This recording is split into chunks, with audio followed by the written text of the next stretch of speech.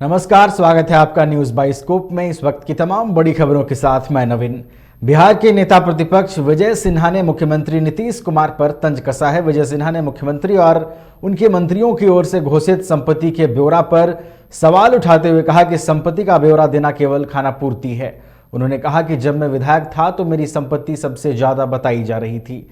जब मंत्री बना तो मैंने अपनी सभी संपत्ति का सही ब्यौरा दिया था, लेकिन जो ब्यौरा जारी किया गया है वह वास्तविक नहीं लग रहा। विजय सिन्हा ने कहा कि संपत्ति का ब्यौरा देने के नाम पर केवल खानापूर्ति की जा रही है। उन्होंने कहा कि सभी पदाधिकारी, उनके बाल बच्चे, पति पत्नी सभी के संपत्ति घोषित हो तब पता चलेगा किसके पास कितनी संपत्ति है। विजय सिन्हा ने कहा कि मुख्यमंत्री नीतीश कुमार संपत्ति का सही ब्यौरा दें। ये खानापूर्ति है, संपत्ति का ब्यौरा सिर्फ खानापूर्ति है। बिहार में विधायक के रूप में सबसे ज्यादा संपत्ति मेरा दिखाई पड़ता था, मंत्री के रूप में भी हम ईमानदारी से अपने एक एक संपत्ति की घोषणा कर दिए थे, लेकिन कोई लोग दिखाते हैं कि करोड़ में भी नहीं है संपत्ति, किसी का लाख में ही है, किसी का खाक में ही है। मजाक है ये संपत्ति के नाम पर सिर्फ खानापूर्ति है।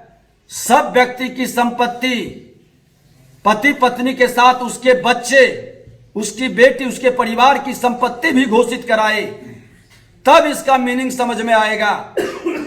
सभी पदाधिकारी के पत्नी और बाल बच्चे, परिवार की भी संपत्ति घोषित हो। खानापूर्ति बंद करिए मुख्यमंत्री जी, छलावा मत करिए।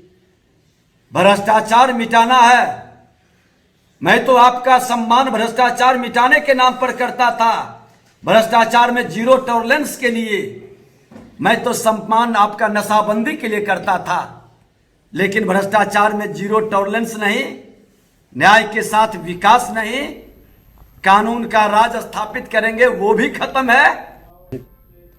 बिहार के उप मुख्यमंत्री तेजस्वी यादव के संपत्ति का ब्यौरा देने पर बीजेपी के राज्यसभा सांसद सुशील कुमार मोदी ने सवाल खड़े किए हैं। इस पर राजद के प्रदेश अध्यक्ष जगदानंद सिंह ने जवाब दिया है। उन्होंने कहा कि बिहार के सभी मंत्रियों ने ईमानदारी पूर्वक अपनी संपत्ति का ब्यौरा दिया है, लेकिन भारत सरकार के किसी मंत्री ने अभी तक अपनी संपत्ति का ब्यौरा नहीं दिया। उन्होंने कहा कि अगर संपत्ति की जानकारी देने वाला कोई भी व्यक्ति गलत जानकारी देता है तो उसके लिए कोर्ट है।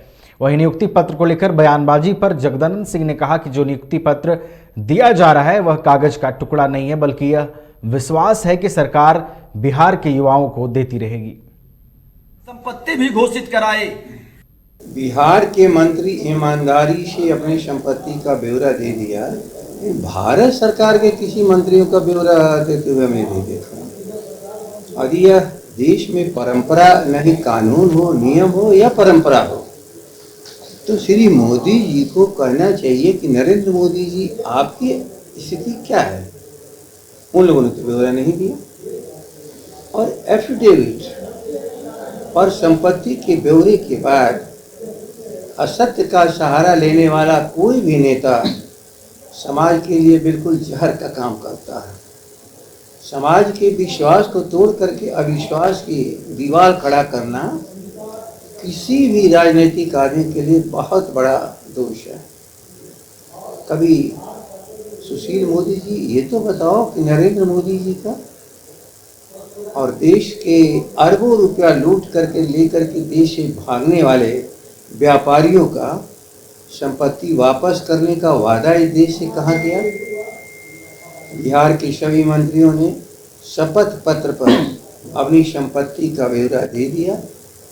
अब आप बताओ, जो हैं विरोध कर रहे हैं, जो गिनती गिन रहे हैं, उनको ये तो बताना चाहिए कि कौन सी संपत्ति रह गई है और चले जाओ कोर्ट में।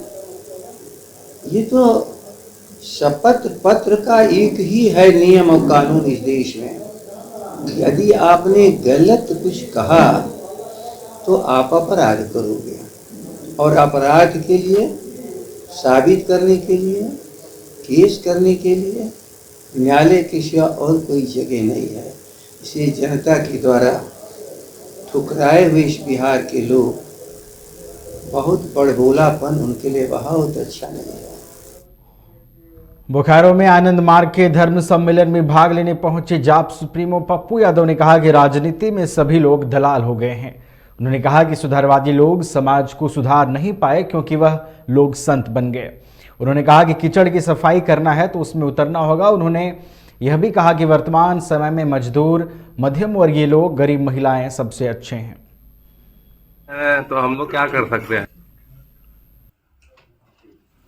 को पहले कहा कि 1932 पे एग्रेशन नहीं लाइए, 1932 को आप प्राथमिकता दीजिए। लेकिन मैंने पहले कहा कि आप झारखंड बंटवारे का मतलब क्या था? झारखंड के आम लोग, गरीब लोगों की आर्थिक आज़ादी, मिनरल्स पर उसका राइट्स, उसके नौकरी में राइट्स। तो आप आज तक कानून बनाए आदिवासी के लिए और 32 के लिए? आदिवासी को कितना मिलना चाहिए वो तय कर लीजिए, और 1932 को कितना मिलना चाहिए वो तय कर लीजिए। और 1932 के बाद 85 वाले पर का जो आधार है, आप उसको क्या मिलना चाहिए वो तय कर लीजिए।